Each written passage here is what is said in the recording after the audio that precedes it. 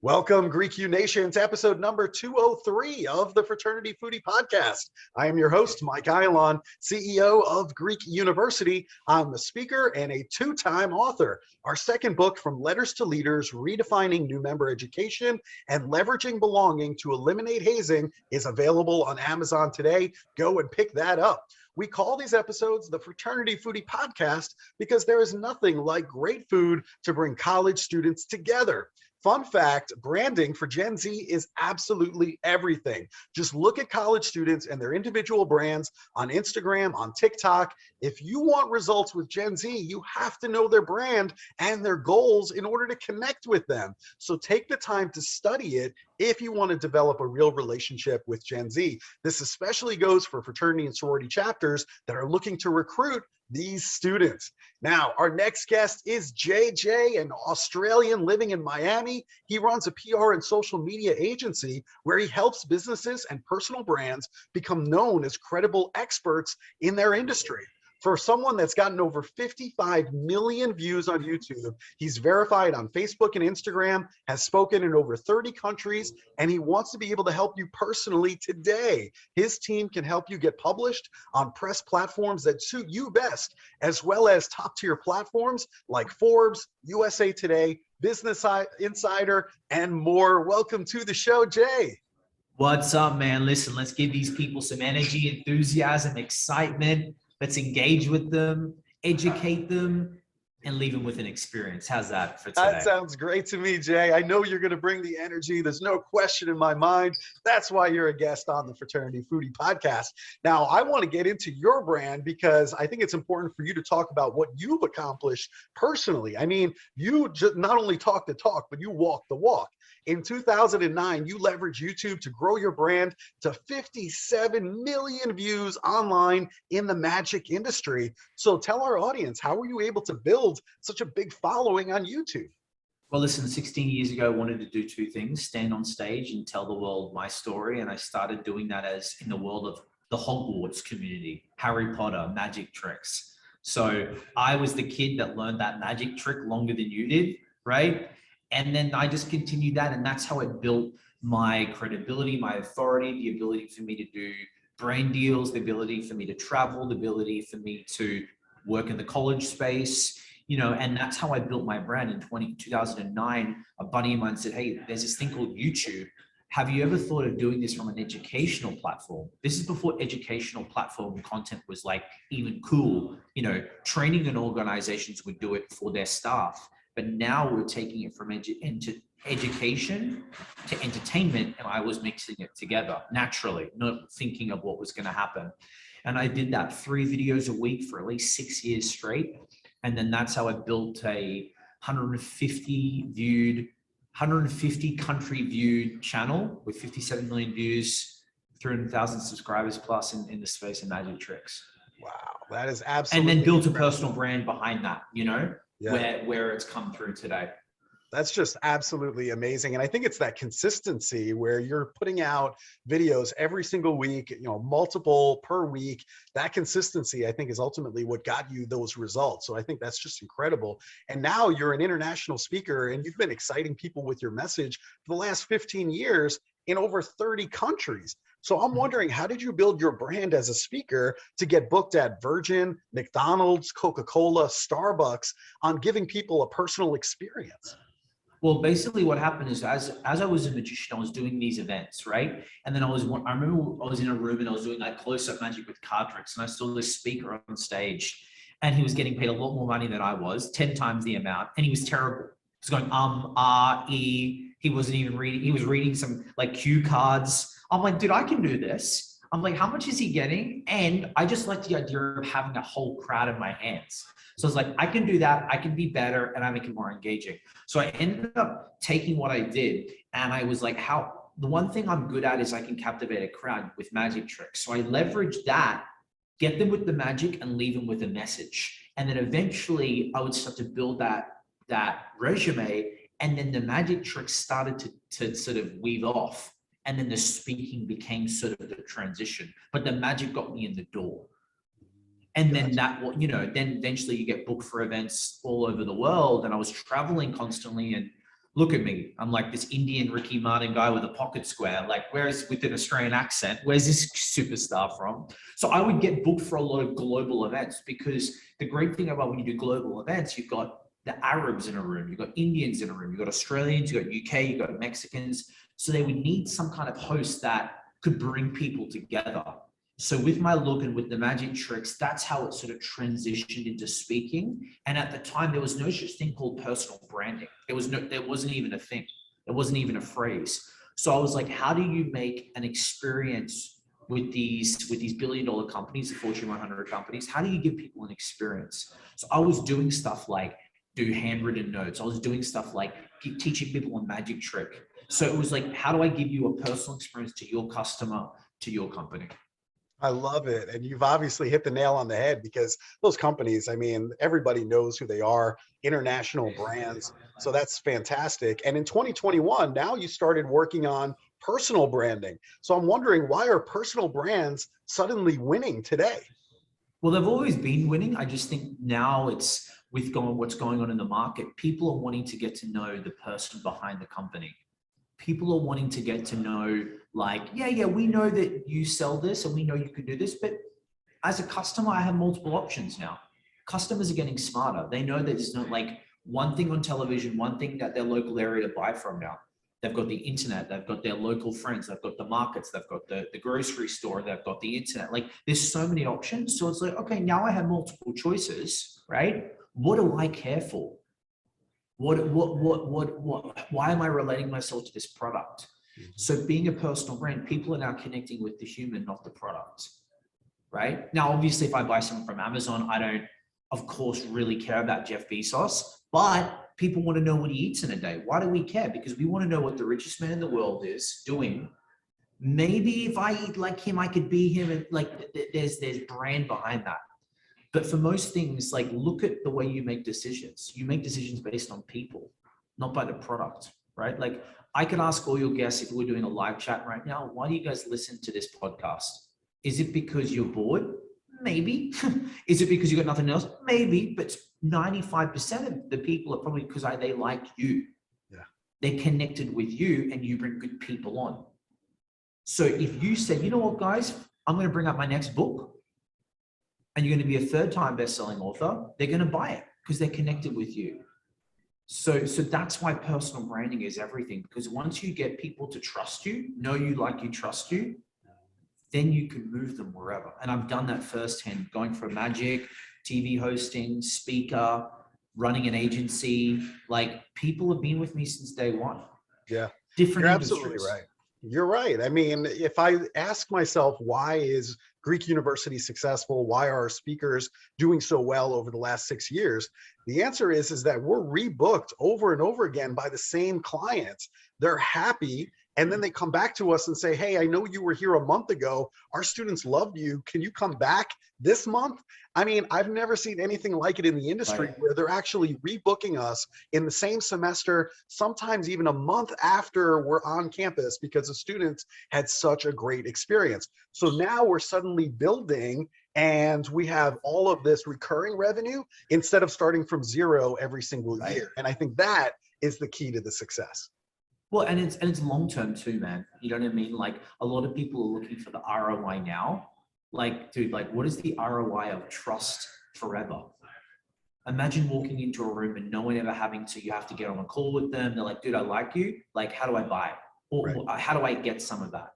And it's a powerful thing. And that's why, if people listening can start to create that personal branding experience now through a free medium of content, through social media, right? It's the best way to do it. I know firsthand what it does when you put consistent content out.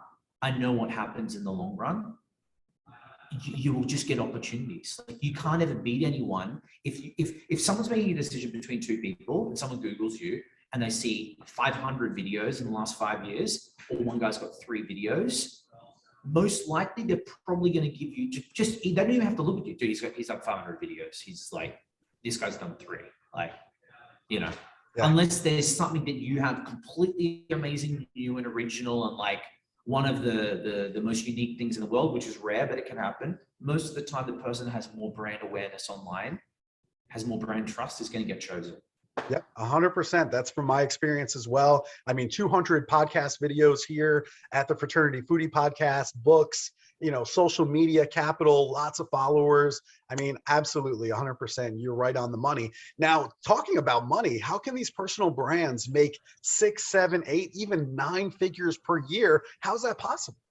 Yeah, well, so at the end of the day, it's like, I call it like a tree. So you're the tree, you're the person, you're the product, you're the tree, but then there's little branches that come out, right? So different elements can bring in different streams of income. So for example, let's say, give me an example of someone you'll be able to tell me who listens, like what industry they're in. Give me an industry.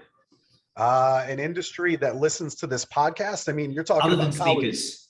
Oh, the speakers. Yeah, I mean, if we look at some of the speakers for an industry, I mean, with us, with Greek University, or just general corporate? Well, no, people who are listening, like I can help an industry out. Yeah, so you can help an industry. Let's say, I'm trying to pick one of our speakers. Let's talk about somebody who is diversity, equity, and inclusion speaker, and they're looking to make their organization more diverse. Okay, cool. Right. So let's just call it a speaker. The answer I'm looking for is like, let's say take a speaker, right? So speaker, you get paid to share your message, right? How else can you make money from your personal brand? Well, you could be a book author. There's another stream. You could teach a course. That's another stream. You could do coaching. That's another stream. You could do corporate training, or you could, like for corporations, that's another stream, right? You could be a brand advocate, right? It's like a face of a company, right? That's another stream. So like you're adding different elements to what you know, and that's how you can spread and sell things. You could sell a product too, like a hard product. Mm-hmm. So this is how people create multiple more streams of revenue for their personal brand. And look at people that we know. Look at Kim Kardashian. Look at Justin Bieber. He brings out a fragrance line. Justin Bieber doesn't know fragrance. He's not a fragrance dude, but it's when you slap his name on the fragrance, then it sells out. Kim Kardashian made $4 million from her app, right? It's just Kim Kardashian, but people want to be Kim Kardashian. They want to go get the butt lift. They want to go buy the things. They want to go buy this from an app. And she just did a couple of swipe ups, right? Yep. Logan Paul, the same thing. You know what I mean? Whatever he touches turns to gold. Mm-hmm. So multiple revenue streams. I love it. You just gave a whole bunch of great examples on how anybody can make money with that personal brand. But why is trust the number one problem that they're going to run into? Because at the end of the day, if they don't trust you, they won't do anything with you. Mm-hmm. Because there's so much noise on the internet. People are getting sold to left, right, and center. You open your phone, you're bombarded with stuff. And once again, now because we're smarter, we don't just take the first person and we go, I'm going to buy. Now our arms are sort of like folded online. It's like, you now need to make me feel comfortable with you and trust you before I do anything. It's not even money. It's my time, right? Mm-hmm. Like the sales cycle is so much longer now. People want to get to know you a little bit more. I've had people that come and work with me. It's been a year and I didn't even know. Hey man, I'm ready to move forward. Hey, how you doing, man? Like, how have we met? Oh, I've been watching you for a year and a half. Wow. Right? Until I said, hey, who's willing to work with me? Boom, I'm ready. Like it's a very fascinating process. I get it now, but it's fascinating. So this is why you have to think about, what can I do every day to get people to know me and get people to connect with me? And once you connect with them and they like you, then they'll listen, they trust you. That's how it works. Trust factor is huge. Absolutely huge. I'll tell you, for me and for my business, testimonials has gone a long way in terms of building trust, showing the different logos of the different universities that I've worked at in the past. That goes to build trust. And certainly all of the podcasts, the books is another big thing. As an author, somebody who can come to campus with a written published book, that is another trust factor. So all of these things have been building. Was I frustrated when I first started the company that I didn't have that trust factor as a brand new company in 2015? Sure, I was frustrated, but you're right. Over the years, sometimes they'll just see me for 2 years and finally it clicks. the trust factor is on, and now suddenly they're buying. And I'm like, wow, I haven't heard from you in 2 years, but I'm sure glad that you're here today. Yeah, So people are weird with that, man, too. People yeah, aren't quick decision makers like me, maybe like you. Like they need a lot of touch points, right? And that's why if you could be doing content, if you could be in the media, if you could be doing podcasts, if you could be speaking, if you could be doing TV, this is why I do everything I sell. Like I definitely walk the talk because I know exactly what's working, what's the ROI, what's good, what's not good. So I can go to people, do this, that will work, or don't do that, that won't work, or this is what we need to do overall with your brand to get everybody to know you. So you're running this PR agency in Miami called Ace of Spades. So is that why promotion is everything for the business? Because you want to develop this top of mind brand awareness so that way when they are ready to make a purchase, they automatically think of you? Is that why promotion is everything? Yeah, I want people, I never have an issue with trust now, ever. No one ever gets on the phone with me and says, I'm not credible or I can't fulfill the job. It's more about two things. One, if they're the right fit for me, but probably two, if actually my service is what they need right now. I just know that when someone is looking for help, right, 85, 90% of it is like, do I trust you? Can you do the job? Have you worked with people in the past? So I wanted to shorten that. I wanted to be able to, my job now is to get more seen. The trust element is done for me now. Like, yeah, there's always more elements of trust, but no one's ever said to me, you didn't get the gig because I don't trust you. It was like, maybe you were too expensive for me, or I didn't want to like buy right now, or that's a different problem. But I feel like so many people lose out because someone won't tell you why they won't work with you. They'll be nice. Hey, I'm looking around, or, I've gone with another person. What they really meant is there's not enough trust. You didn't show me enough information for me to give you my money or my time. So for these products that are coming to you in the PR agency, why is it not about who's got the best product or who is the most talented? You don't think it's about that at all, right? No, because look at this. How many amazing guitarists have you seen on the street busking? Like, dude, why aren't you on TV? Dude, that guy's got a great voice.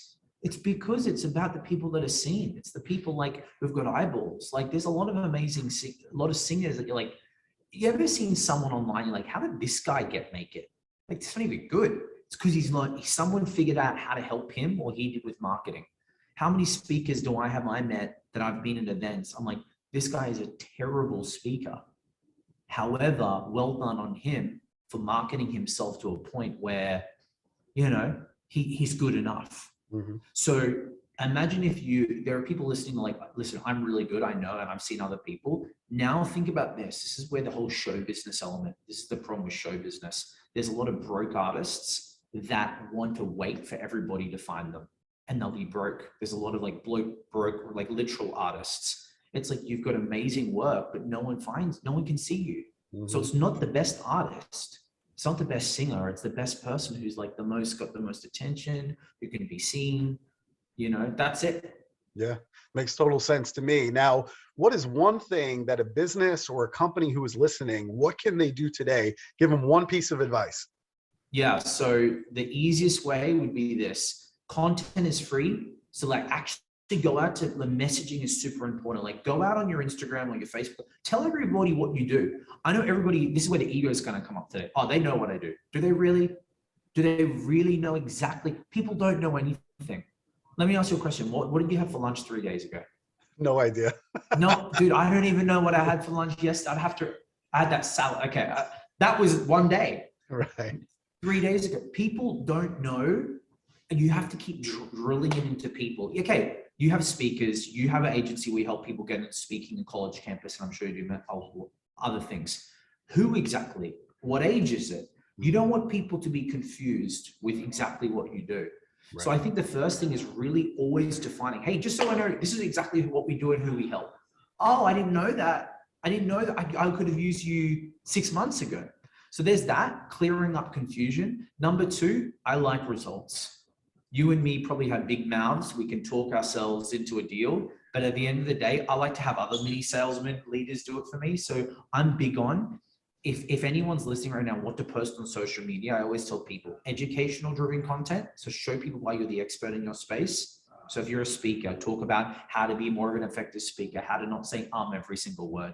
If you're a coach, talk about why coaching is important. If you run a business, think of the top 10 FAQs that people ask you, drill that in content.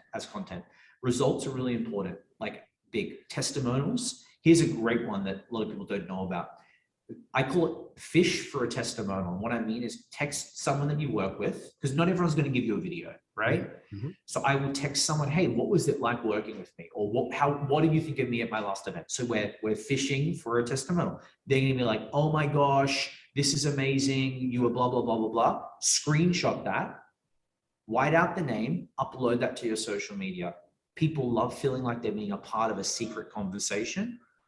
And you can set that up my Instagram. I do that all the time. Even if it's not directed for, he made me this amount of money before and after, or this speaker did this and this. Even if they say he was professional, he was amazing to work with, he was reliable, you showed up. That's another kind of sale. Oh, I like that. So that's probably the next thing. So results and educational driven content are important. I love that. Everybody who I work with, I always ask them for a testimonial on LinkedIn, because that's a place where a lot of people go to get more information about somebody. And if I have like 65 testimonials now on LinkedIn. When somebody sees 65 testimonials on LinkedIn, you're like, all right, this guy's legit. Like he wasn't just like born yesterday, right?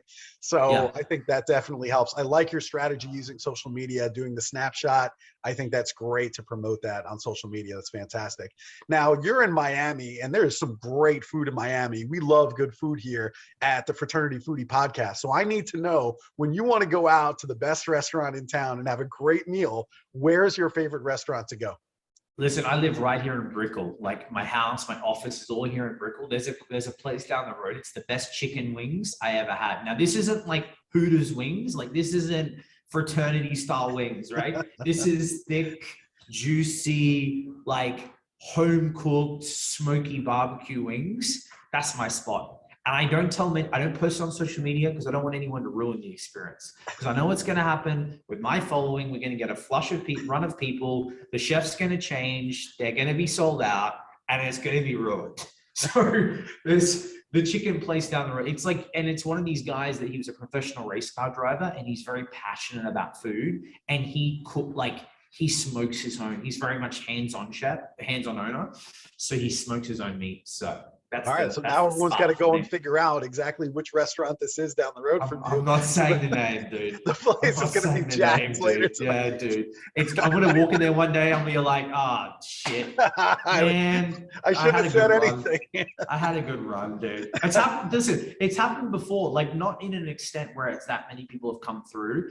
But I think what happened is I've told enough people, they go and they tell their people. And then I just came one day again and it just lost its touch, you know? All right, we're going to figure it out. So I'll let my audience know once we figure out the name of the restaurant. Yeah. DM me personally if you're listening to this. DM me chicken wings or wings, and I'll know you're listening to this part, and I'll tell you to. If you've listened this far and you're engaged with me, I'll tell you the place. There you go. That's the deal right there. I love it. So if our college listening audience, if they want to bring you in as a speaker, or maybe a business who's listening wants to do some PR work with Ace of Spades, where should they go in order to connect with you? Yeah, well, we're killing two birds with one stone. You know, I was a speaker for 15 years. So if you want me to come and give this energy and enthusiasm and engagement to your college students and talk to them about how important it is for them when they leave college, they need to be selling themselves. Because here's the one thing, if I can just share, you ain't just selling yourself. Not everyone's going to be an entrepreneur. I get that. Maybe you want to go and work for someone in a company, and I love that too. How do you think they're making a decision when there are 5 people all vetted for the role and they all are good? They're going to be making a decision based off you. So if you can build your personality and your personal brand before coming into that role, they're like, wow, with all his knowledge and all his video, he's the guy for us. Mm-hmm. So I can talk about that at your next event. And if you're listening right now and want me to help you build your personal brand, like for this year, hit me on the DM at JJLive, JAYJAYLIVE, or if you're more website driven, I like that too, aceofspadesagency.com. There you go. aceofspadesagency.com. Send a DM to JJ to get that chicken wing restaurant location. And we appreciate you, JJ. This has been so much fun. Thank you so much for being on the show. Thank you for having me. Of course, my pleasure. And to our listeners, thank you for listening. If you like this talk with JJ, please like it. Please share it with other college students on your college campus. And we'll see you on another episode of the Fraternity Foodie Podcast. Thanks so much. Have a great day.